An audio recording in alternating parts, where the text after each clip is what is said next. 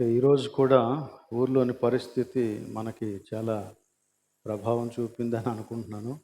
చాలామంది రాలేకపోయారు. ఇది 4వ వారంలో చివరి రోజు, 22వ రోజు.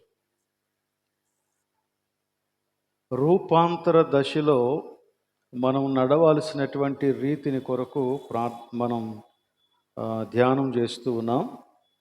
అందులో పరిశుద్ధ మార్గంలో మనం ప్రయాణం ప్రారంభించాం, కానీ సంపూర్ణత ఇంకా సాధించలేదు.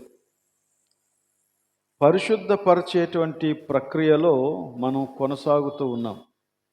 కాబట్టి మనము సంపూర్ణత సాధించలేదు, కానీ అభివృద్ధి చెందే పదంలో మనమున్నామని మనకి అర్థమైంది. క్రైస్తవ జీవితంలో పరిశుద్ధతలో ఎదగటానికి, లేక క్రీస్తు యొక్క సారూప్యంలోనికి మనం ఎదగటానికి కీలకమైనటువంటి 3 అంశాలు ఉన్నాయి.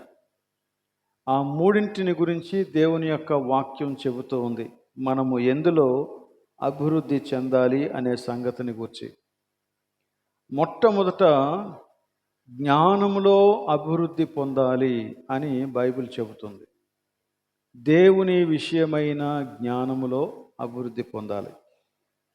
రెండవది ప్రేమలో అభివృద్ధి పొందాలి. మూడవది కృపయందు అభివృద్ధి పొందాలి. ఈ 3 విషయాలు బైబిల్ మనతో మాట్లాడుతూ ఉంది. కొలస్సీలకు రాసినటువంటి పత్రిక 1వ అధ్యాయం ఒకసారి చూద్దాం. కొలస్సీలకు రాసిన పత్రిక 1వ అధ్యాయం 9 నుండి 12 వచనాలు పౌలు కొలస్సీయ సంఘానికి చేసినటువంటి ఒక ప్రార్థన అక్కడ వ్రాయబడింది. ఈ కొలస్సీయ సంఘం కోసం పౌలు ప్రార్థన చేస్తూ ఈ ప్రార్థనలో 11 అంశాలు చేర్చాడు. 11 అంశాల కోసం ప్రార్థన చేశాడు. ఒకసారి మనం అది చదువుదాం. అందుచేత ఈ సంగతి వినిన నాట నుండి మేమును మీ నిమిత్తము ప్రార్థన చేయటం మానక, మీరు సంపూర్ణ జ్ఞానమును ఆత్మ సంబంధమైన వివేకమును గలవారును, ఆయన చిత్తమును పూర్ణముగా గ్రహించిన వారును, ప్రతి సత్కార్యములో సఫలులగుచు దేవుని విషయమైన జ్ఞానమందు అభివృద్ధి పొందుచు అన్ని విషయములలో ప్రభువును సంతోషపెట్టినట్లు ఆయనకు తగినట్టుగా నడుచుకొనవలననియు, ఆనందముతో కూడిన పూర్ణమైన ఓర్పును దీర్ఘశాంతమును కనుపరుచునట్లు ఆయన మహిమా శక్తిని బట్టి సంపూర్ణ బలముతో బలపరచబడవలననియు, తేజోవాసులైన పరిశుద్ధుల స్వాస్యములో పాలివారమగుటకు మనలను పాత్రులనుగా చేసిన తండ్రికి మీరు కృతజ్ఞతాస్తుతులు చెల్లింపవలెననియు దేవుని బతిమాలుచున్నాము. ఒకే సెంటెన్సు, కానీ ఇందులో చాలా అంశాలు ఉన్నాయి. 11 అంశాలు ఉన్నాయి దగ్గర. ఈ 11 అంశాలతో కూడినటువంటి ఈ ప్రార్థన అపోస్తులైన పౌలు కొలస్సీ సంఘానికి చేశాడు. అయితే కొలస్సీ సంఘానికి ఒక్కదానికి మాత్రమే కాదు, కానీ ఈ అంశాలలో అభివృద్ధి చెందటం అనేది ప్రతి సంఘానికి అవసరం. అయితే ఈ 11 విషయాలను గురించి మనం ఈ రోజున చూడం, కానీ అందులో మధ్యస్థంలో ఉండేటువంటి ఒక సంగతి ఏముందంటే, దేవుని విషయమైన జ్ఞానమందు అభివృద్ధి పొందుచు అనే మాట ఒకటి మనకి కనపడుతుంది మధ్యలో. సో దానిని గురించి ఆలోచన చేద్దాం. ఆ జ్ఞానం మీద ఆధారపడి మిగిలినటువంటి అంశాలన్నీ కూడా ఉన్నాయి. కాబట్టి ఈ ప్రార్థనలో ముఖ్యమైనటువంటి ప్రార్థనాంశం ఏంటంటే, సంఘము దేవుని యొక్క జ్ఞానము విషయమై అభివృద్ధిని పొందాలి అని ఇందులో మనం చూస్తూ ఉన్నాం. అయితే దేవుని యొక్క జ్ఞానంలో అభివృద్ధి పొందుట అనేది మనకి రెండు రకాలుగా అర్థమవుతుంది. ఒకటి ఏంటంటే దేవుని గూర్చినటువంటి జ్ఞానం. మనం రోమాపత్రిక 1వ అధ్యాయంలో మనం గమనిస్తే 19-20 వచనాలలో దేవుని గూర్చి తెలియబడవలసినదంతా దేవుడు తెలియజేశాడు అని మాట్లాడతాడు. దేవుడు విశదపరిచాడు. అలాగనే సృష్టిలో ఉన్నటువంటి విషయాలన్నిటినీ ఆలోచిస్తూ ఉంటే దేవుని యొక్క జ్ఞానము తేటపరచబడుచు ఉన్నది, అంటే చాలా స్పష్టంగా అర్థమవుతూ ఉంది అని ఈ రోమా పత్రికలో పౌలు రాశాడన్నమాట. అంటే దేవుని యొక్క జ్ఞానాన్ని తెలుసుకోవటం, దేవుడు మనకి ప్రత్యక్షపరిచాడు గనక ఆ ప్రత్యక్షపరిచినటువంటి దానిని గ్రహిస్తే మనకు అర్థమవుతుంది. అందుకనే ఈ జ్ఞానము దేవుడు ఎవరో కొద్ది మందికి మాత్రమే కాదు కానీ ఈ లోకములో ఉన్నటువంటి వారికి అందరికీ దయచేశాడంట. సృష్టిలో దేవుని యొక్క జ్ఞానము ప్రత్యక్షపరచబడింది, విశదపరచబడింది. అలానే సృష్టిలో ఉన్నటువంటి వస్తువులను ఆలోచిస్తే దేవుని యొక్క శక్తియుక్తులు ఎంత గొప్పవో అది కూడా అర్థమవుతుందంట. అవి పూర్తిగా అర్థమవుతాయని చెప్పాడు అన్నమాట. అంటే ఇక్కడ దేవుని యొక్క ఉనికిని గూర్చినటువంటి ప్రత్యక్షత, అలానే దేవుని యొక్క గుణగణాలను గూర్చినటువంటి ప్రత్యక్షత, అలానే దేవుని యొక్క కార్యాలను గూర్చినటువంటి ప్రత్యక్షత మనుష్యులందరికీ అనుగ్రహించబడింది. మనము కూడా ఆ విషయాలను గ్రహించే దేవుని దగ్గరికి వచ్చాం. దేవుని యొక్క జ్ఞానం ఇది. ఈ జ్ఞానం తెలుసుకోవటం చాలా అవసరం.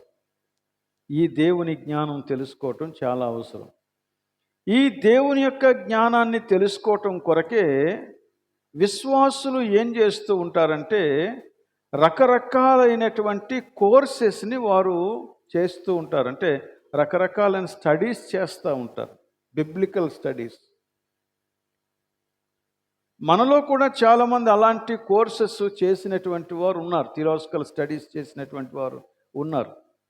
తద్వారా మనకి బీటెచ్, బీఈడి, ఎంటెచ్, డాక్టరేట్ ఇట్లాంటి రకరకాలైనటువంటి డిగ్రీలు వస్తాయి. కానీ విశ్వాసులమైనటువంటి మనము అంతవరకే తెలుసుకోవటం వలన కంటే దానికి మించినటువంటి జ్ఞానాన్ని తెలుసుకోవాలనేది బైబిల్ బోధిస్తున్నటువంటి విషయం. ఇంకా లోతైనటువంటి జ్ఞానం కావాలి. ఇంకా లోతైనటువంటి జ్ఞానం ఏముంటుందండి? దేవుడు ఎవరో మనకు అర్థమైంది కదా, ఆయన యొక్క నిత్య శక్తి ఏంటో అర్థమైంది కదా, ఆయన యొక్క జ్ఞానయుక్తులేంటో మనకు అర్థమయ్యాయి కదా, ఆయన చేసేటువంటి కార్యాలను మనం అనుభవిస్తూ ఉన్నాం కదా, ఇవన్నీ కూడా మనకు అర్థమవుతూ ఉన్నాయి.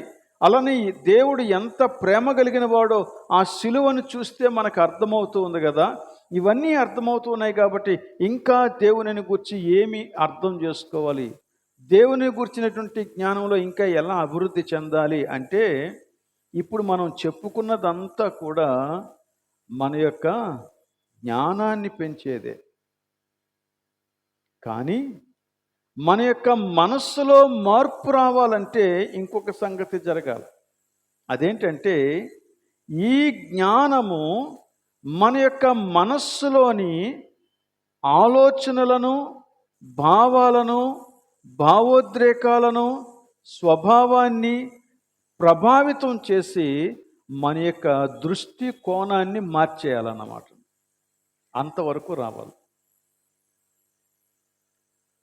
జస్ట్ దేవుని గూర్చినటువంటి జ్ఞానాన్ని తెలుసుకోవటం వల్ల ఉపయోగం లేదు, కానీ ఆ తెలుసుకున్న జ్ఞానాన్ని బట్టి మన యొక్క దృష్టి కోణం మారాలి. మన దృష్టి కోణం మారితే అప్పుడు దేవుని యొక్క సంగతులు మనకి చక్కగా అర్థమవుతాయి. ఈరోజు మనం చదివినటువంటి వాక్య భాగాన్ని ఒకసారి చూద్దాం. మత్తయి సువార్తలో 16వ అధ్యాయంలో 21 నుంచి 23 వచనాలు మనం చదివాం. ఆ వచనాలు మనకి చాలా పరిచయమైనటువంటి వచనాలే. మత్తయి సువార్తలో 16వ అధ్యాయంలో 21 నుండి, అప్పటి నుండి యేసు తాను యెరూషలేమునకు వెళ్ళి పెద్దల చేతను, ప్రధాన యాజకుల చేతను, శాస్త్రుల చేతను అనేక హింసలు పొంది చంపబడి 3వ దినమున లేచుట అగత్యమని యేసు తన శిష్యులకు తెలియజేయ మొదలుపెట్టగా పేతురు ఆయన చేయి పట్టుకొని, ప్రభువా, అది నీకు దూరమగునుగాక, అది నీకెన్నడను కలుగదని ఆయనను గద్దింపసాగాను. ఇక్కడ యేసుక్రీస్తు శిష్యులతో చెబుతున్నటువంటి మాటలు ఏంటంటే, ఇదిగో నేను ఇప్పటి నుంచి యెరూషలేముకి వెళ్ళిన తర్వాత అక్కడ ఉన్నటువంటి శాస్త్రులు, పెద్దలు, ప్రధాన యాజకులు వీరందరూ కలిసి నన్ను చాలా శ్రమలకు గురి చేస్తారు, హింస పెడతారు, అలానే నన్ను చంపుతారు. అయితే నేను 3వ దినమున లేస్తాను.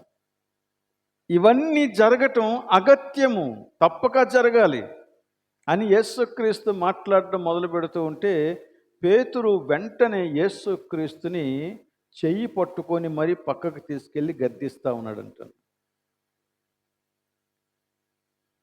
యేసుక్రీస్తు దేవుడు నిర్ణయించినటువంటి చిత్తాన్ని నెరవేర్చే పదంలో ఉన్నాడు.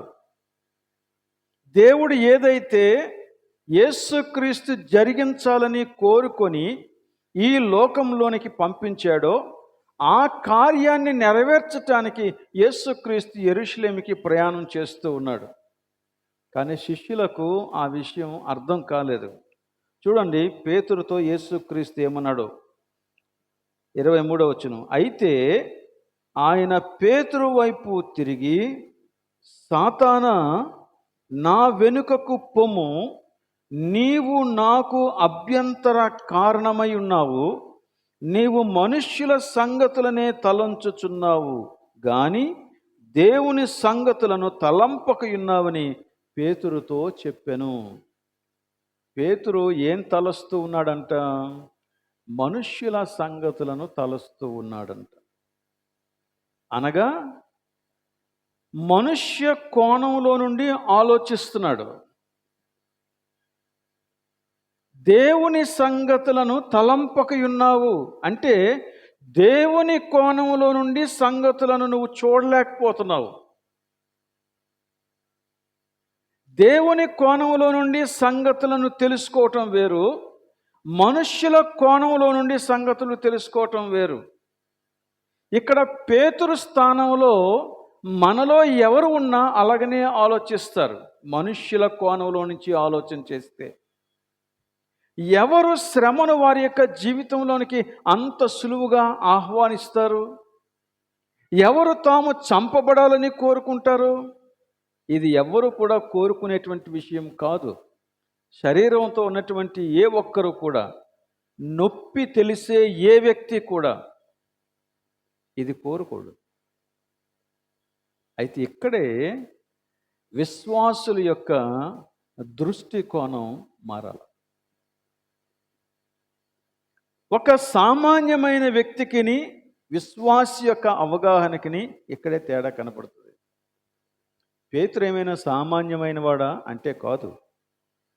పేతురు ఆ ముందు జరిగినటువంటి సంభాషణలో యేసుక్రీస్తు నేనెవరనని ప్రజలు అనుకుంటున్నారు అంటే ఒక్కొక్కరు ఒక్కొక్కలా చెప్పారు.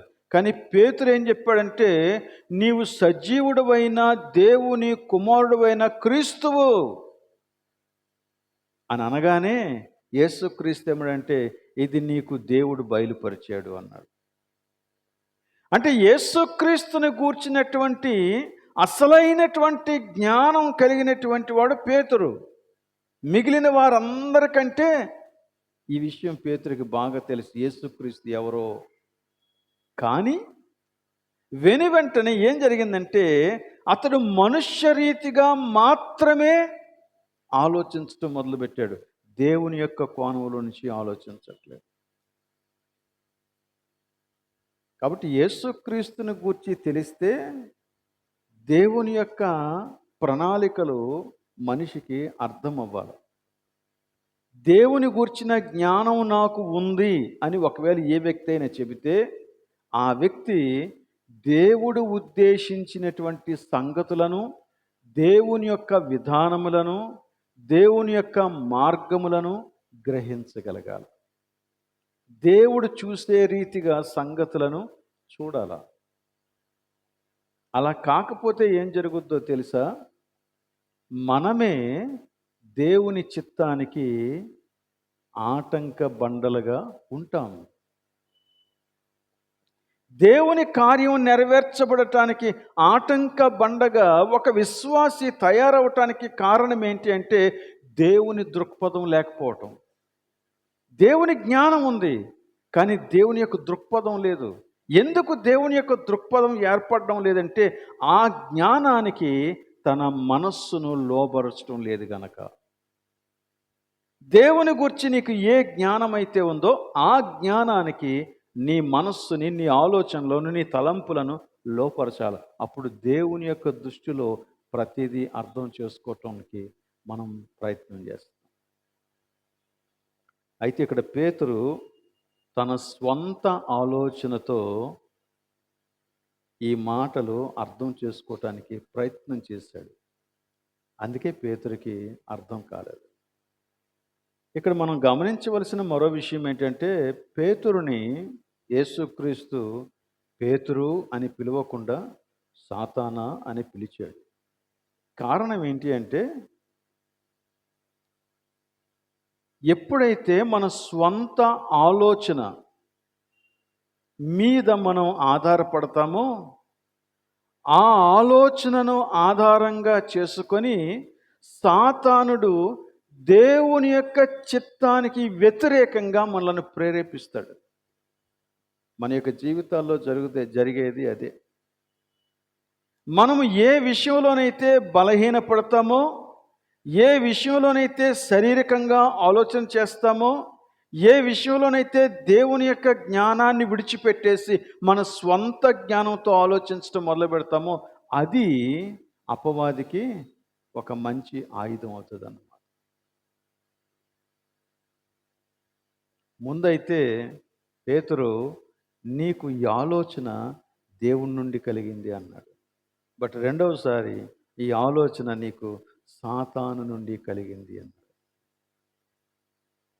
అభ్యంతర కారణంగా ఉన్నావు నువ్వు నాకు అభ్యంతర కారణంగా ఉన్నావు. నిజానికి చెప్పాలంటే ఈ పేతురు యేసుక్రీస్తుని కాపాడాలనుకున్నాడు. యేసుక్రీస్తు పట్ల పేతురుకు ఉన్నటువంటి ప్రేమ స్వచ్ఛమైంది కాబట్టి యేసుక్రీస్తుకి శ్రమ రాకూడదని కోరుకున్నాడు. యేసుక్రీస్తుకి కష్టం రాకూడదని కోరుకున్నాడు. యేసుక్రీస్తు హింసించబడకూడదని కోరుకున్నాడు. యేసుక్రీస్తు చనిపోకూడదని కోరుకున్నాడు. అందులో ఏం తప్పులేదు యాక్చువల్గా. కానీ యేసుక్రీస్తుని కాపాడాలనే ఉద్దేశంతో ఆలోచించి దేవుని యొక్క చిత్తానికి తానే ఆటంకబండ అయిపోయాడు. మనుష్య రీతిగా ఆలోచించినప్పుడు దేవుని కార్యాలు అర్థం కావు. మనుష్య రీతిగా ఆలోచించినప్పుడు దేవుని యొక్క కార్యాలు అర్థం కావు. మన జీవితంలో ఏదైనా శ్రమ కష్టం వచ్చినప్పుడు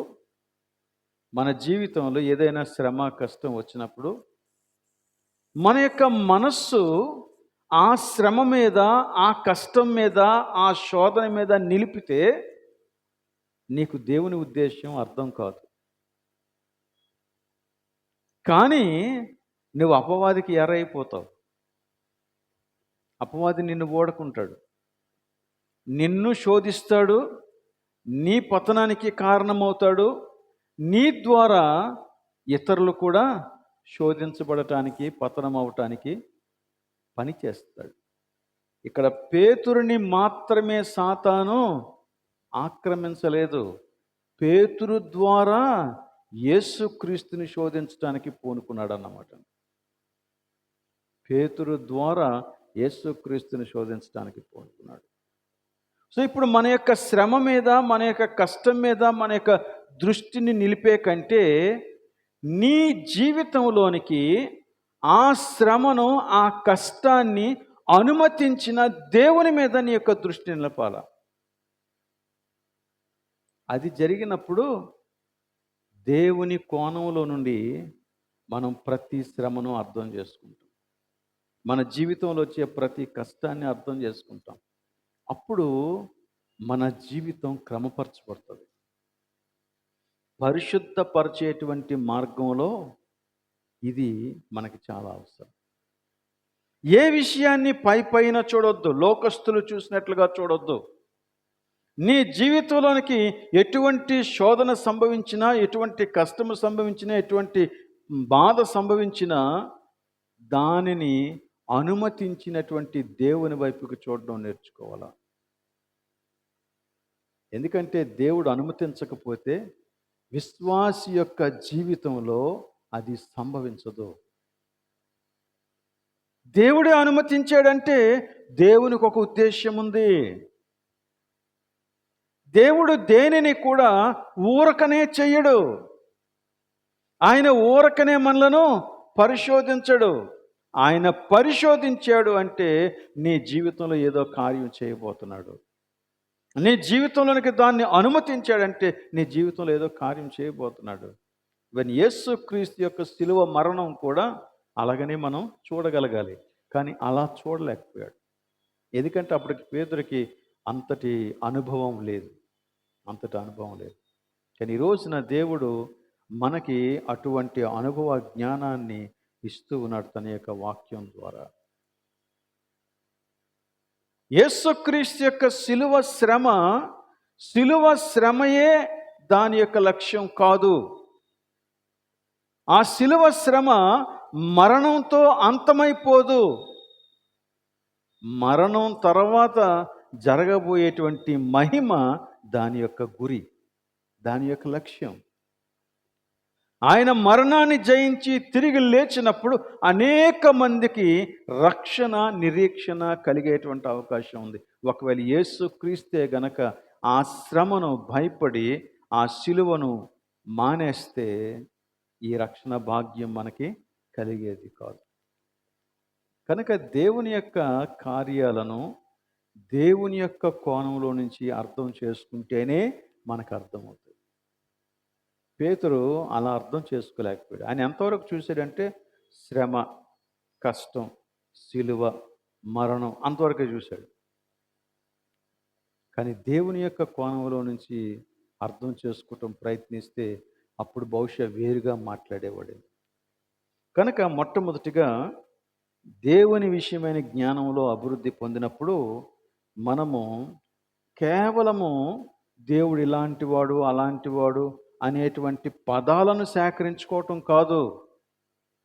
దేవుడు ఎవరో తెలుసుకుని మన యొక్క తలంపులను, జ్ఞానమంతటిని ఆ దేవునికి సమర్పించి దేవుని దృక్కోణంలో నుంచి ప్రతిదీ చూడడం అనేది మనకి అవసరం. అది విశ్వాసి యొక్క పరిపూర్ణత. విశ్వాసి ఆలోచించవలసిన విధానం అదే. విశ్వాసి ఆలోచించవలసింది పైన కాదు. సంగతిలో మాత్రమే కాదండి, ఇంకొక సంగతి కూడా చెప్పాడు. ఇదే పౌలు కొరింథీయులకు రాసిన 2వ పత్రికలో, పౌలు కొరింథీయులకు రాసిన 2వ పత్రిక 5వ అధ్యాయం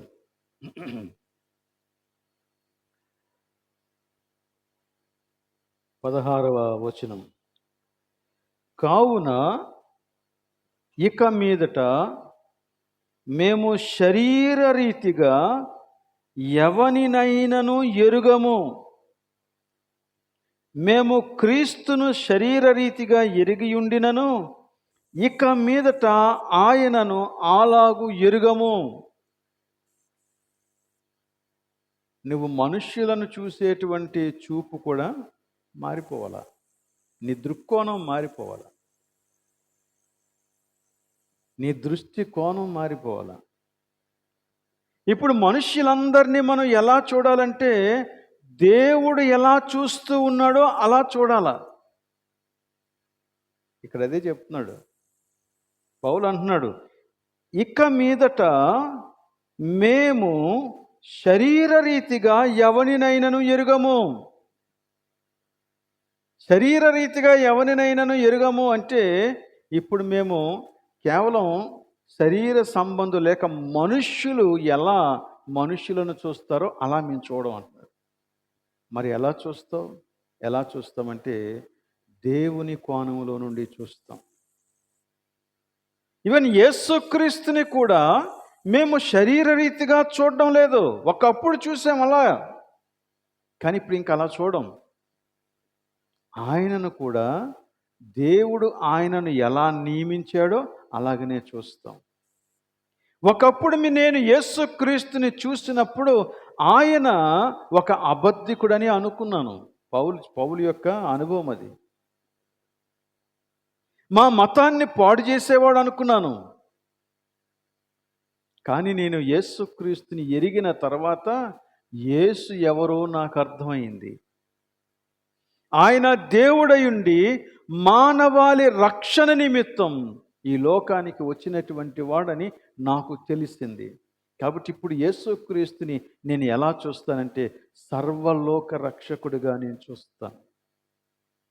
ఆయన ద్వారా తప్ప మోక్షానికి వెళ్ళేటువంటి మార్గం ఇంకొకటి లేదు అని నాకు అర్థమైంది. కాబట్టి ఇప్పుడు ఈ దేవుని యొక్క ఉద్దేశపు కోణంలో నుండి నేను మనుష్యులందరినీ ఎలా చూస్తానంటే మనుష్యులందరూ రక్షించబడాల, అందరూ దేవునిలోనికి రావాలా, అందరూ దేవునిలో స్థాపించబడాల. విశ్వాసి దేవుని యొక్క ఉద్దేశాల మేరకు జీవించాల. దానికోసం నేను కష్టపడుతున్నాను అంటాడు అన్నమాట. మనుష్యులు శరీరరీతిగా ఆలోచించినప్పుడు మనుష్యులను డివైడ్ చేస్తారు, రకరకాలుగా డివైడ్ చేస్తారు. క్రైస్తవ సంఘములో ఆ డివిజన్ ఉండకూడదు.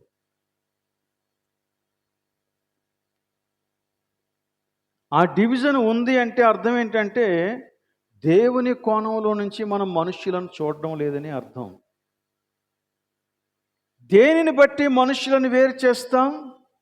ఇంటి పేరుని బట్ట, లేకపోతే కులాన్ని బట్ట, లేకపోతే నీ పొజిషన్ని బట్ట, లేక ఆస్తి అంతస్తులను బట్ట? ఇవన్నీ మనం ఆలోచన చేసి సంఘాన్ని డివైడ్ చేస్తూ ఉంటే అది దేవుని యొక్క కోణంలో నుండి మనుషులను చూసినట్టు కాదు. కేవలం సంఘమే కాదు, సంఘములో మనం దానిని చక్కగా పాటిస్తాం. ఈవెన్ మనము బయటికి వెళ్ళినప్పుడు కూడా ఏ వ్యక్తి పట్ల అటువంటి వేర్పాటు భావాన్ని కలిగి ఉండం. ఈ మిషనరీల యొక్క జీవిత చరిత్ర నేను చదువుతూ ఉన్నప్పుడు వారికి ఎదురైనటువంటి ఒక భయంకరమైనటువంటి సవాల్ ఏంటంటే ఈ కుల వ్యవస్థే. మనుష్యులు ఒకరితో ఒకరు అస్సలు కలిసేవారు కాదంట. ఆ కుల వ్యవస్థ వలన వాళ్ళు ఇబ్బంది పడ్డారు. ఈవెన్ మిషనరీలను కూడా చాలా అవమానపరిచారంట. ఎంత అవమానపరిచారంటే ఒక రోజున ఒక మిషనరీ దారిలో వెళ్తూ బాగా దాహంగా ఉందని అక్కడ ఒక బావి ఉంటే ఆ బావి దగ్గర నీళ్లు పట్టిన కుండలో నుంచి తన గ్లాసుతో ఒక గ్లాసుడు నీళ్ళు తీసుకొని తాగితే ఆ వెంటనే ఆ కుండ పగలగొట్టేశారు. వీరు ఎవరింటికైనా దర్శించటానికి వెళితే వారు అడుగు వెనక్కి వెయ్యగానే మొత్తం ఇల్లు గుమ్మాలన్నీ కడిగేసి శుద్ధీకరణ కార్యక్రమాలు చేసేవారట. భయంకరంగా క్యాస్ట్ సిస్టమ్ని వారు పాటించేవారు. దేవునికి ఆ వేర్పాటు వాదం లేదు, ఉండకూడదు. ఉంటే ఆయన దేవుడు కాడు. మరి ఆయనను అనుసరించినటువంటి మనకి ఉండొచ్చా? మనకి ఉండకూడదు. ఇక మనకి ఉండొచ్చు అని అనుకుంటే ఇంకా నువ్వు సాధించే అభివృద్ధి ఏంటి? ఇన్ని రోజులు పరిశుద్ధతలో ఎదగాలి, క్రీస్తు సారూప్యంలోనికి ఎదగాలి, క్రైస్తవులు అభివృద్ధి చెందాలి, ఆధ్యాత్మిక అభివృద్ధి చెందాలి అని మనం చెప్పుకుంటున్న విషయాలన్నీ వట్టివైపోతాయి కదా. అలా అవ్వటానికి కుదరదు. ఎందుకంటే నువ్వు క్రైస్తవుడు. కానీ ఇవన్నీ క్రైస్తవుల జీవితంలో చాలా బలంగా నాటుకుపోయి ఉన్నాయి. అందులోంచి బయటికి రావాలి. నాటుకుపోయి ఉన్నాయి, చాలా బలంగా నాటుకుపోయి ఉన్నాయి. ఇవన్నీ ఎప్పుడు వస్తాయంటే వివాహ సమయాలలో బయటకు వస్తూ ఉంటాయి. ఒకరిని ఒకరు అంగీకరించలేరు, బయటకు వస్తూ ఉంటాయి. కనుక ఇవన్నీ కూడా, ఈ డిఫరెన్సెస్ అన్నీ కూడా సమసిపోవాలా నువ్వు క్రీస్తు వాడవైతే. సో ప్రభువులో ఎదగటానికి ఇవన్నీ కూడా మారాలన్నమాట. అంటే మన యొక్క దృష్టికోణం మారాల, జరిగే సంగతుల పట్ల మనం దృష్టికోణం మారాల. అలానే మన చుట్టూ నివసిస్తున్నటువంటి ప్రజల వైపు మనం చూస్తూ ఉన్నప్పుడు మన యొక్క దృష్టికోణం మారాల.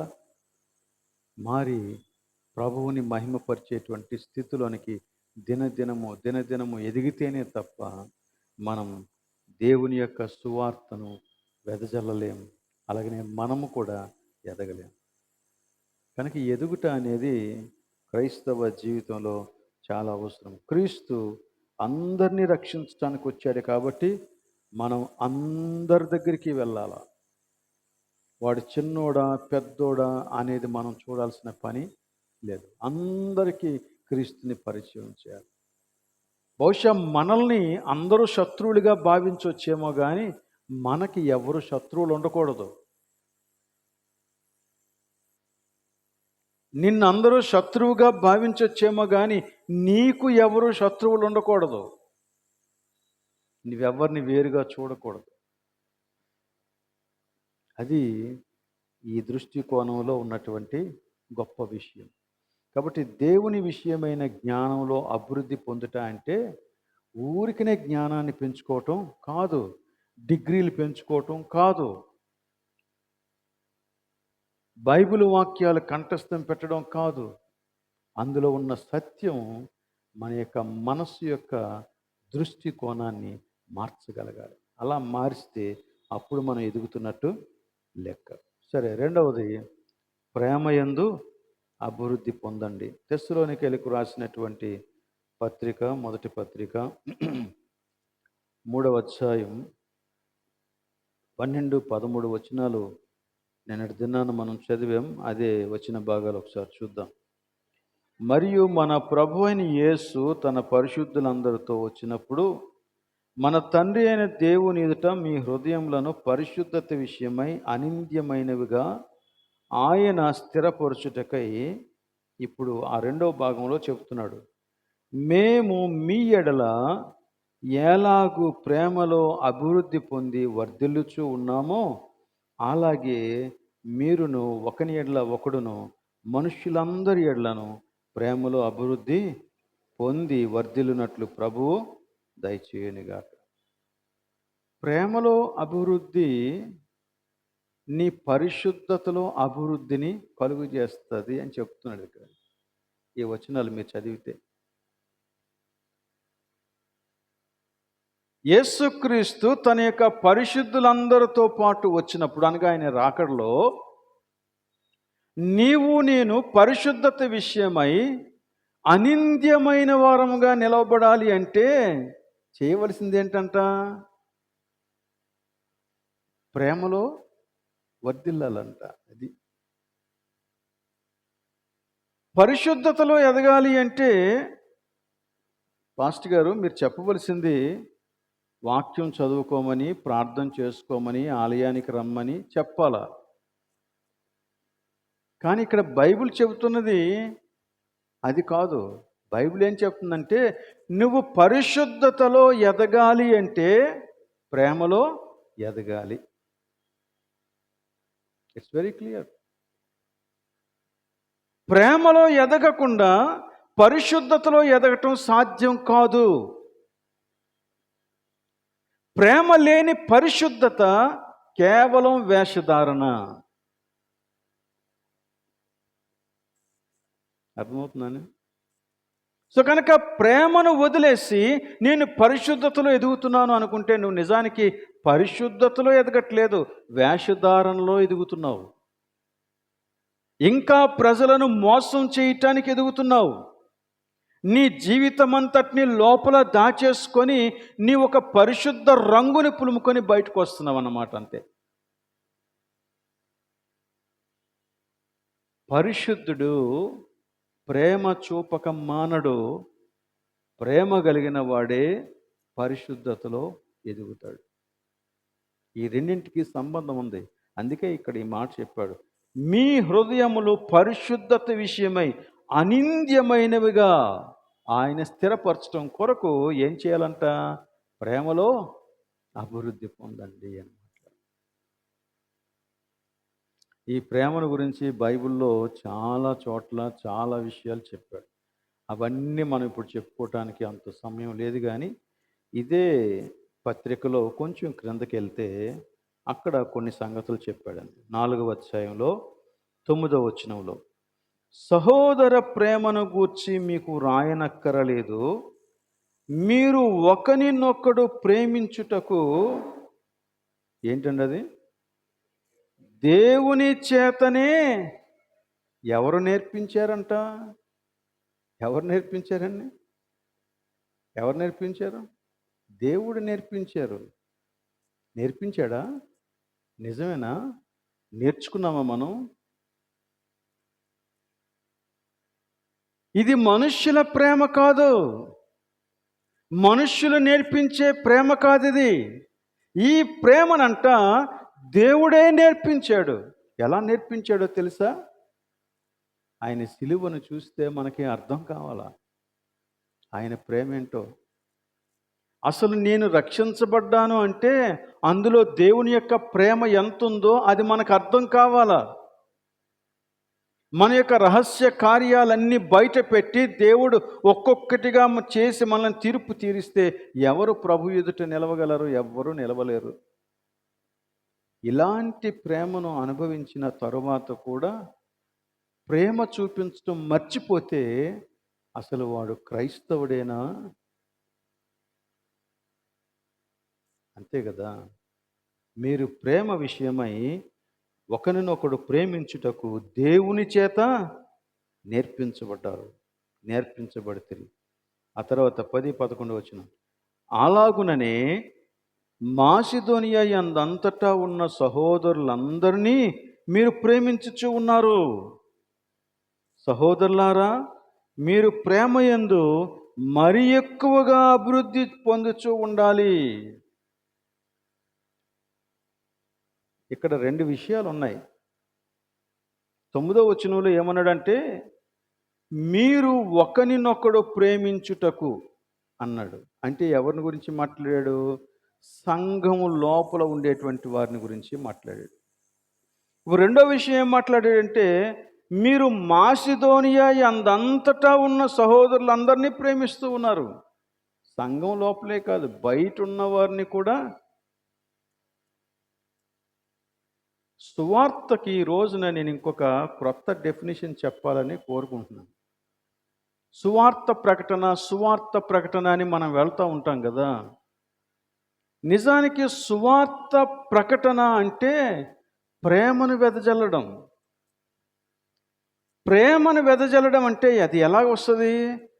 సంఘములో ఆ ప్రేమ పూర్తిగా నిండుకొని అది పొంగి పొర్లి సువార్తగా బయటికి ప్రవహించాలన్నమాట. అర్థమవుతుందా? ఇది సువార్త. మనము కేవలము సువార్తనే ప్రకటించి ప్రేమను లోపిస్తే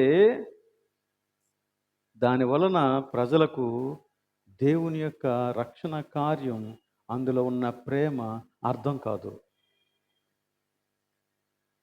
సో సంఘమంతా కూడా ఒకరి ఎడల ఒకరు ప్రేమ కలిగిన వారే. వారందరి మధ్య ఉండేటువంటి ఆ ప్రేమ సంపూర్ణంగా నిండి అది పొంగి పొర్లి బయటకు దేవుని యొక్క సువార్తగా ప్రవహిస్తే దాని వలన కలిగేటువంటి లాభం చాలా ఎక్కువ. అనేక మంది ప్రభువు దగ్గరికి రావడానికి కారణమవుతుంది. అది మర్చిపోయి మనం ఊరికనే వారికి ఏవేవో కబుర్లు, మాటలు చెబుతూ ఉన్నాం గనక వారికి దేవుడు అర్థం కావట్లేదు. కొంతమంది క్రైస్తవులు ఇరుగు పొరుగు వారితో ఎంత భయంకరంగా ప్రవర్తిస్తారో. వారు ఉన్న చోట, వారు ఉద్యోగం చేసే చోట కూడా వారి యొక్క ప్రవర్తనలో కానీ, వారి యొక్క ఆలోచనలలో కానీ, వారి యొక్క లావాదేవీలలో కానీ వాడు క్రైస్తవుడు అన్న మాటే మర్చిపోయి ప్రవర్తించేస్తూ ఉంటారు. తద్వారా దేవుని యొక్క ప్రేమ వారికి అర్థం కాదు. అసలు దేవుడు మన జీవితంలో చేసినటువంటి ఆ గొప్పతనం ఏంటో వారికి అర్థం కాదు. సో ఈ విషయాల్ని మనము ఇంకా దేవుని యొక్క వాక్యం నుండి చాలా ధ్యానం చేయొచ్చు. సో మీరు ఇంటికి వెళ్ళిన తర్వాత వాటిని ధ్యానించాలని నేను కోరుకుంటున్నాను. అయితే ఇంకొక రిఫరెన్స్ మనం చూద్దాం. కొలస్సీలకు రాసిన పత్రిక 3వ అధ్యాయం 14వ వచనం. కొలస్సీలకు రాసినటువంటి పత్రిక 3:14. వీటన్నిటిపైన పరిపూర్ణతకు అనుబంధమైన ప్రేమను ధరించుకొనుడి. ఆ ముందు చాలా విషయాలు చెప్పాడు, లక్షణాల గురించి చెప్పాడు. పరిశుద్ధులైన ప్రియులైన వారికి తగినట్లుగా మీరు జీవించండి అని చాలా విషయాలు చెప్పాడు. చెప్పి వాటన్నిటి మీద ఏం ధరించుకోవాలంట? ప్రేమను ధరించుకోవాలంట. కానీ ఇక్కడ ఈ ప్రేమను గురించి ఎలా పరిచయం చేశాడో తెలుసా? అక్కడ చూడండి, గమనించండి ఆ పదజాలం. ఎలా పరిచయం చేశాడంటే, మీరు ప్రేమను ధరించుకోండి అని చెప్పలేదు, పరిపూర్ణతకు అనుబంధమైన ప్రేమను ధరించుకొనుడి. ఈ ప్రేమ మిమ్ములను పరిపూర్ణతలోనికి తీసుకెళ్తుందండి. ఇది అనుబంధమైనటువంటి ప్రేమ. దేనికి అనుబంధం? దేనికి అనుబంధం? పరిపూర్ణతకు అనుబంధం. నిన్ను పరిపూర్ణతలోనికి తీసుకెళ్లేటువంటి ప్రేమ ఇది అని మాట్లాడుతుంది.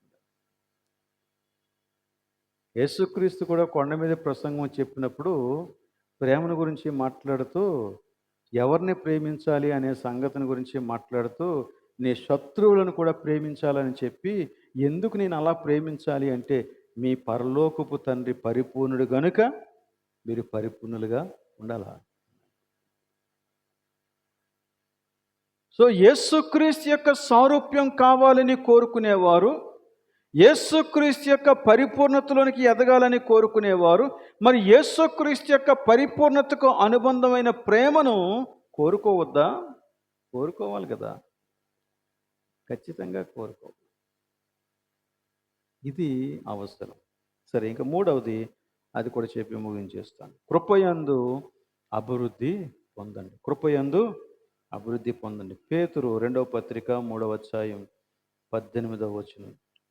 పేతురు 2వ పత్రిక 3వ అధ్యాయం 18వ వచనం. మన ప్రభువును రక్షకుడునైన యేసుక్రీస్తు అనుగ్రహించు కృపయందును జ్ఞానమందును అభివృద్ధి పొందుడి. ఆయనకు ఇప్పుడును యుగాంత దినం వరకు మహిమ కలుగునుగాక. ఆమెన్. అక్కడ కృపయందు అభివృద్ధి పొందుడి అనే మాట. కృపయందు, జ్ఞానమందు, ఇది కృపయందు ఇక్కడ మనం చేసుకోవాల్సినటువంటి మాట. కృపయందు అభివృద్ధి పొందండి. కృప అనే మాటకి మనకందరికీ తెలిసిన అర్థం ఏంటంటే, అర్హత లేని వారికి కూడా చూపించేటువంటి దేవుని యొక్క ప్రేమ. సో దేవుడు చూపించేటువంటి ప్రేమ కృప అని మనం చెప్తాం. అయితే ఈ కృప విషయంలో మనం ఇంకొంచెం క్లారిటీగా అర్థం చేసుకోవాలి. ఒకటి ఏంటంటే, మీరు కృపచేతనే రక్షించబడ్డారు. ఇది రక్షణకరమైన కృప. ఎఫెసీ పత్రిక 2:8. ఇంకొక మాట ఏంటంటే, నిన్ను బలపరిచే కృప. పౌలు ప్రార్థన చేసినప్పుడు నా కృప నీకు చాలును, నీ బలహీనత యందు నా శక్తి పరిపూర్ణమవుతుంది అంటాడు. అంటే బలహీనులను బలపరిచేటువంటి కృప, ఎనేబులింగ్ గ్రేస్ అని అంటుంది.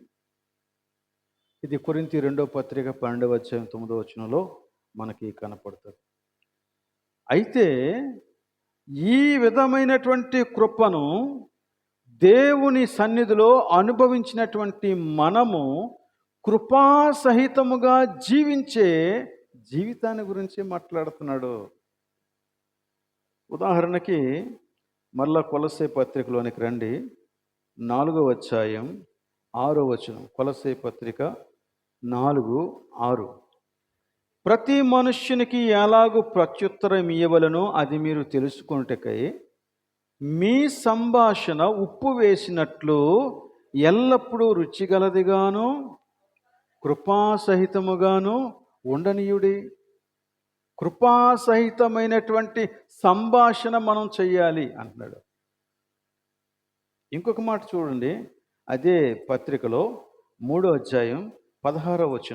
3:16. సంగీతములతోనూ కీర్తనలతోనూ ఆత్మ సంబంధమైన పద్యములతోనూ ఒకనికి ఒకడు బోధించుచు బుద్ధి చెప్పుచు కృపాసహితముగా మీ హృదయములలో దేవునిని గూర్చి గానము చేయుచు సమస్త విధములైన జ్ఞానముతో క్రీస్తు వాక్యం మీలో సమృద్ధిగా. సో ఇదేంటి? కృపాసహితమైన గానం. ఇందాక మనం చెప్పింది కృపాసహితమైన మాట, ఇప్పుడు మనం చెప్తున్నది కృపా సంబంధమైన పాట. క్వైర్ వారి చెప్పాలా కృపాసహితమైన గానం అంటే ఏంటో అర్థం. మనకందరికీ అది రావాలా, కృపాసహితమైన గానం. ఆలోచించి నాకు చెప్పండి. తర్వాత ఇంకొక మాట, హెబ్రీ పత్రిక 12వ మరో సంగతి చూద్దాం. హెబ్రీ పత్రిక 12:28-29.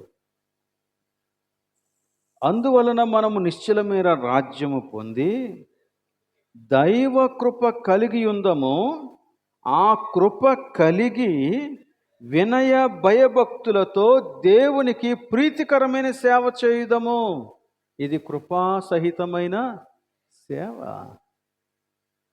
ఈ సేవ దేవునికి ప్రీతికరమట. ఈ మాటల్ని మీరు అర్థం చేసుకోవటానికి ప్రయత్నం చేయండి. కృపాసహితమైన మాటలు, కృపాసహితమైన పాటలు, కృపాసహితమైన సేవ అంటే అసలు నీ క్రైస్తవ జీవితం కృపాసహితమైనటువంటి జీవితం, కృపాసహితమైనటువంటి ప్రవర్తన అని ఇక్కడ బైబిల్ చెప్తుంది. సో నువ్వు కృపలో ఎదగడం అంటే ఏంటి? నువ్వు కృపచేత రక్షించబడ్డావు, కృపచేత బలపరచబడ్డావు. ఇప్పుడు ఆ కృప నీ జీవితం ద్వారా ఇతరులకు ప్రవహించాలా. అది కృపాసహితమైన జీవితం. కృపాసహితమైన జీవితం కలిగిన వానిని మనం గుర్తించవచ్చు. ఎలా గుర్తిస్తామంటే కనీసం 3 గుర్తులు మనకు కనపడతాయి. నెంబర్ 1, వాడు దయ చూపిస్తాడు. దయ కలిగి ఉంటాడు. ఎవరికైనా అవసరం ఉందనుకుంటే ఇమ్మీడియట్గా వాడు ఫస్ట్ ఉంటాడన్నమాట. దయ చూపిస్తాడు. వాళ్ళని జడ్జి చేయడు. జడ్జి చేయకుండా ఫస్ట్ అవసరాన్ని తీరుస్తాడు. రెండవది, ఆ వ్యక్తి చాలా సహనంతో ఉంటాడు. సహనం ఎప్పుడు కావాలి అంటే నీవు అనుకున్నట్టుగా ఇతరులు చేయనప్పుడే నీకు సహనం కావాలా. అన్నీ నువ్వు అనుకున్నట్టు జరిగిపోతే you are happy, I'm happy. కానీ అన్నీ అలా జరగవు. మన చుట్టూ ఉన్నటువంటి మనుషులు చాలా తప్పులు చేస్తారు. నువ్వు అనుకున్నట్టుగా చేయరు, నిన్ను ఇరిటేట్ చేస్తారు. అప్పుడే నీకు సహనం కావాలి. వారి తప్పులను నువ్వు భరించగలగాల. అలా కాకుండా ఇమ్మీడియట్గా రివెంజ్ తీసుకున్నాం అనుకోండి, పగ తీర్చుకున్నాం అనుకోండి, లేక పగని కక్షని లోపల పెట్టుకున్నాం అనుకోండి, అది సహనం కాదన్నమాట. సహనం ఏం చేస్తుందంటే ఆ వ్యక్తిని భరిస్తుంది. ఆ వ్యక్తిలో ఉన్నటువంటి పాజిటివ్ సైడ్ని హైలైట్ చేస్తుంది. నెగిటివ్ సైడ్ని చాలా జాగ్రత్తగా సహనంతో డీల్ చేస్తుంది. సహనం అది. అలాగనే ఇంకా మనం చూస్తే మరొక ఇంపార్టెంట్ గుర్తు ఏంటంటే చాలా ఓర్పు ఉంటుంది. ఓర్పు ఓర్పు అంటే అందరూ నీలాగే ఎఫిషియెంట్ కాదు. ఏదైనా పని నీకు ఇస్తే నువ్వు చాలా నేర్పుగా చేస్తావు, కానీ నీ పక్కనోడికి ఇస్తే అంత నేర్పుగా చేయలేడు. వాడు తప్పు చేయటం లేదు, కానీ వాడు నీ అంత నేర్పుగా చేయలేకపోతున్నాడు, నీ అంత నేర్పుగా మాట్లాడలేకపోతున్నాడు, నీ అంత నేర్పుగా ప్రతి విషయంలోనూ కూడా వాడు రాణించలేకపోతున్నాడు. He still learning. అలాంటి వారికి మనం ఏం చేయాలా? ఓర్పుతో నేర్పించాలా. అంటే నాకు ఏదైనా పనిస్తే నేను ఎంత చక్కగా చేస్తానో అలాగ నా స్థానంలో ఎవరు నిలబడినా అలా చెయ్యాలి అన్నట్టుగా నువ్వు వారికి ఓర్పుగా నేర్పించాల. మనలో చాలామంది స్కూల్ టీచర్స్ కాబట్టి మీకు బాగా తెలుస్తుంది. అందరి యొక్క లెర్నింగ్ కెపాసిటీ ఒకలా ఉండదు. ఒకడికి ఒకసారి చెప్పగానే టక్కన పట్టేస్తాడు, కానీ అందరికీ అలాగవ్వదు. కొంతమందికి 2-3 సార్లు ఎక్స్ప్లెయిన్ చేయాలా, అప్పటికీ అర్థం కాదు. మరి కొంతమందికి వాటిని పర్సనల్గా దగ్గరికి తీసుకొని వాడికి ప్రతి విషయాన్ని వాడితో మాట్లాడుతూ సంభాషిస్తూ మాటికి నీకు అర్థమైందా అని అడుగుతూ చెప్పాల్సిన పరిస్థితి కూడా రావాలి. దానికి ఓపిక అవసరం, ఓర్పు కావాలి. అందరూ ఒకలా నేర్చుకోరు. ఈవెన్ క్రైస్తవ జీవితంలో కూడా అంతే.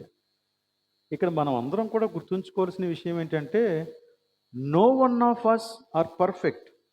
మనలో ఎవరు సంపూర్ణులు కారు. అందరం కూడా ఇంకా దారిలో ఉన్నాం, నడుస్తున్నాం. ఇది ఫినిష్డ్ ప్రాజెక్ట్ కాదు. మనం ఇంకా అది జరుగుతూ ఉంది. కాబట్టి అవకతవకలకి ఛాన్స్ ఉంది చాలా. అయితే అది జరుగుతాయిలే అని మనం వదిలేసుకోవడం కాదు, కానీ ఒకరికి ఒకరు సపోర్ట్ చేసుకోవాలా, సహకరించుకోవాలి. ఎందుకు? ఒకరి తప్పులను ఒకరు సమర్థించుకోవటానికి కాదు, వారు ఆ స్థితి నుంచి ఎదగటానికి.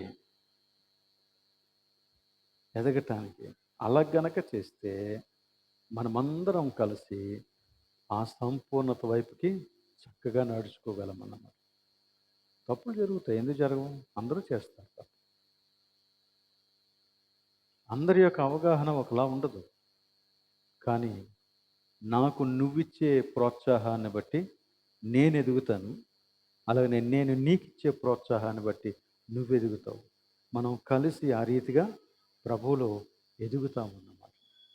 సో ఈ 3 సంగతులు: క్రీస్తు విషయమైన జ్ఞానమందు అభివృద్ధి పొందుడి, ప్రేమయందు అభివృద్ధి పొందుడి, కృపయందు అభివృద్ధి పొందుడి. ఇలా అభివృద్ధి పొందితే మనమందరం కలిసి చక్కగా ప్రభువులో ఎదిగి ప్రభువుని మహిమపరుస్తాం. దేవుడి వాక్యాన్ని దీవించునుగాక. ప్రార్థన చేద్దాం. రేపటి దినం ఆదివారం గనక రేపు మనకి ఈ కూడిక ఉండదు, మరలా మనం సోమవారం కలుస్తాం. అయితే రేపు యథాతథంగా సండే స్కూలు, ఆరాధన, మిగిలిన కార్యక్రమాలన్నీ జరుగుతాయి. కాబట్టి వాటిని మీరు దృష్టిలో పెట్టుకొని మరి ప్రార్థనాపూర్వకంగా హాజరు కావాలని కోరుతూ ఉన్నాను. ఒకవేళ ఏమైనా మార్పులు ఉంటే మీకు తెలియజేస్తారు. కాబట్టి ఈ విషయాలను మీరు గుర్తుపెట్టుకోవాలని నేను కోరుతున్నాను. ప్రార్థన చేద్దాం. అందరూ కూడా లేచి నిలువబడి ప్రార్థనలో ఏకీవించాలని కోరుతూ ఉన్నాను.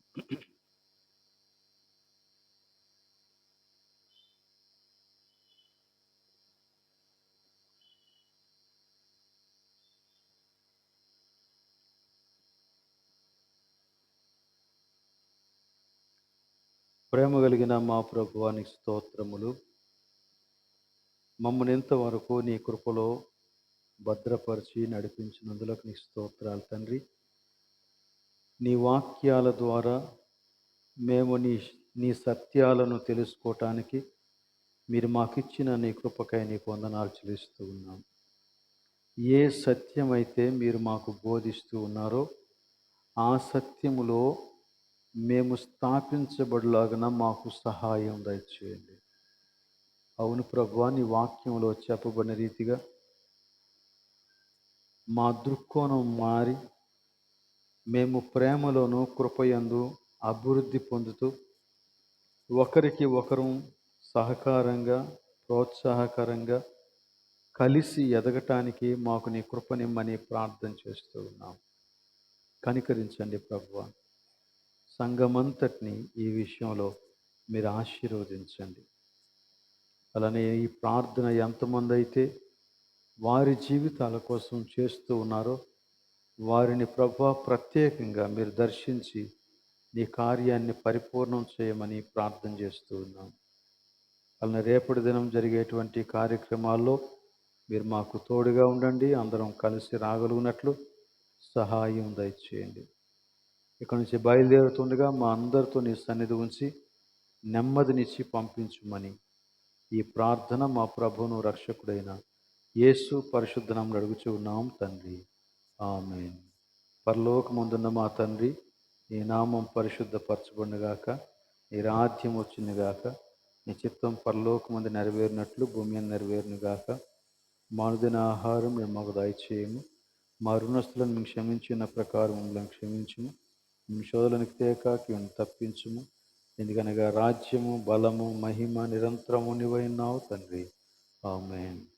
మన తండ్రి అయిన దేవుని ప్రేమ, కుమారుడైన యేసుక్రీస్తు యొక్క కృప, పరిశుద్ధాత్మిక అన్యోన్య సహవాసం ఇక్కడ చేరిన మనకందరకు సంఘమంతటికి సదాకాలము తోడే ఉండునుగాక. ఆమేన్.